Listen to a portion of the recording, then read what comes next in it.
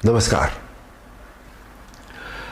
4 दिन पहले जब फिल्म आदिपुरुष का टीजर रिलीज हुआ, तब से लेके अभी तक चारों तरफ एक हंगामा है, एक शोर है।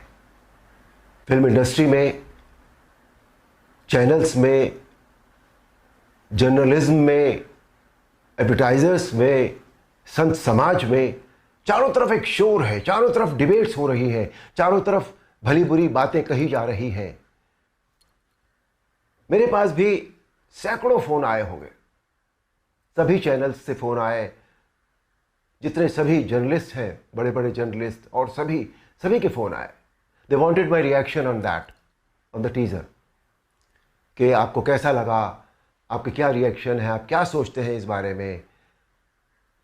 मैं आपको सच बताऊं, मैंने एक भी शब्द किसी से नहीं कहा, मैंने बात ही नहीं की उस विषय में। मैंने कहा नहीं, मुझे कुछ नहीं कहना है। लेकिन मुझे लगा कि मुझे आपसे कुछ बात तो करनी चाहिए, आपसे करनी चाहिए। मेरे मन में बहुत सारी बातें बहुत सारे समय से आती रही हैं,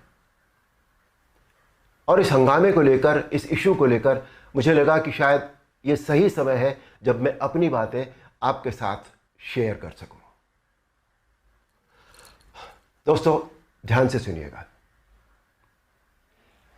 रामायण, महाभारत, श्रीमद् भागवत जैसे जितने भी ग्रंथ हैं, शास्त्र हैं, ये हमारी सांस्कृतिक और धार्मिक धरोहर है। ये हमारी संस्कृति है, ये हमारी जड़ है।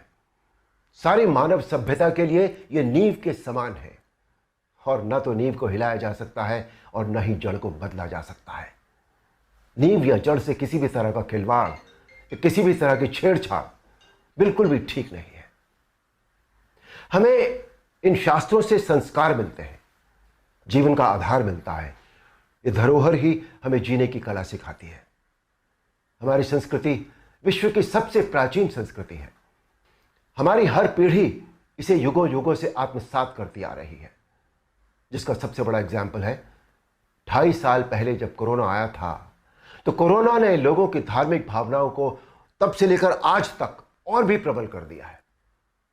हमारी धार्मिक परंपराओं और मान्यताओं को और अधिक पुष्ट किया है इस महामारी ने। टीवी पर जब धारावाहिक रामायण प्रसारित हुई थी कोरोना के दौरान, तो रामायण ने एक विश्व रिकॉर्ड बनाया। आप सब जानते हैं, हम सब जानते हैं, ये एक बहुत बड़ा संकेत है हमारी मान्यताओं और परंपराओं की प्रामाणिकता का। इस बार यानी 2020 में रामायण आज की युवा पीढ़ी ने भी देखी, और 35 साल पहले बनी रामायण को पूरी श्रद्धा और आस्था से देखा, समझा और आत्मसात किया।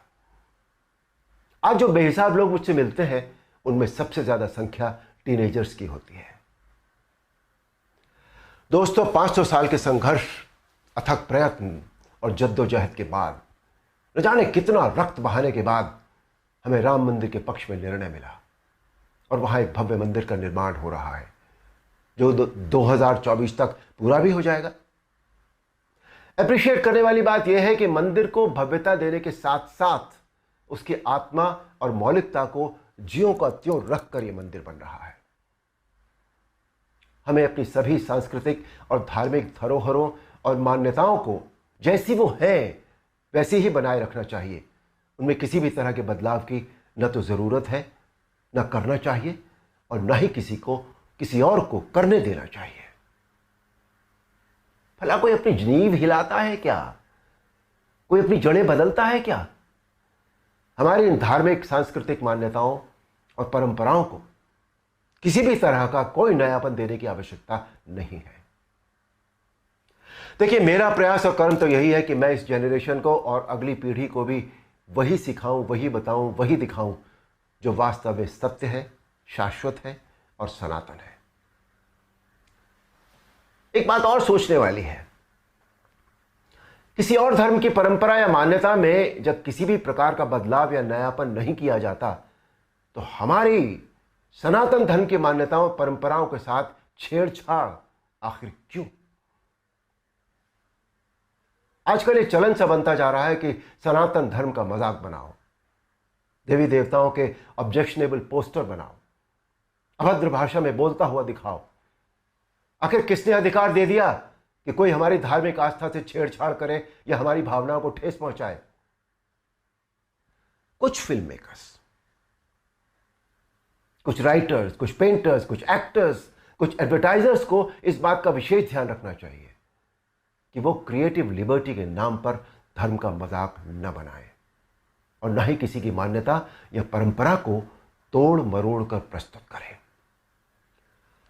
दोस्तों, ये किसी राजनीतिक पार्टी या धर्म के लिए नहीं, बल्कि पूरे देश के लिए एक स्वाभिमान बढ़ाने वाली बात है कि आज हमारे प्रधानमंत्री श्री नरेंद्र मोदी जी के नेतृत्व और कुशल मार्गदर्शन में देश के कोने कोने में सांस्कृतिक, धार्मिक और ऐतिहासिक धरोहरों को पुनः पहचान मिल रही है। स्थान स्थान पर कॉरिडोर बनाए जा रहे हैं जिनसे हमारी इन धरोहरों की रक्षा भी हो रही है, उनका पुनर्निर्माण भी हो रहा है, साथ ही उनकी मौलिकता भी यथावत रखी जा रही है।